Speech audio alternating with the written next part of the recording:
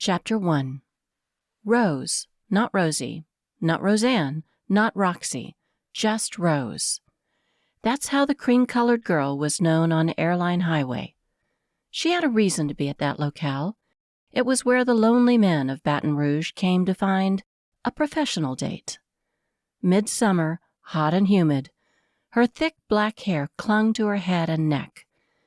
Beads of sweat covered her brow. The lower back of her shirt stuck to her skin.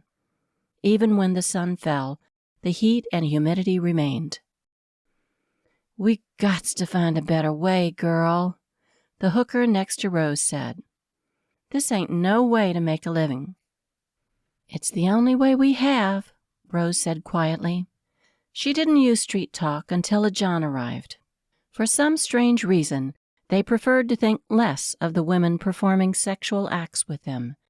Instead, they choose to see her as an object lesser than themselves. "Maybe for yous, you get dates every night," the older hooker said. "The rest of us stand on our feet all night and don't get diddly." Rose had an advantage. Her father was a strong Caucasian of European ancestry. Her mother was Egyptian, with high cheekbones and an aura of grace. The girl on the street inherited the best of both. Even in a predominantly white high school, Rose was most popular, certainly the most desired by the male students. The flawless, creamy skin attracted guys of all races. She tried crack cocaine. She combined cocaine with opioids. Her parents gave her a generous allowance, more in a month than most students received in a year. It wasn't enough to support her new habits. The easiest way to make ends meet was to use her incredible looks. At first, she'd comply with the boys' wishes in exchange for the drugs that set her free.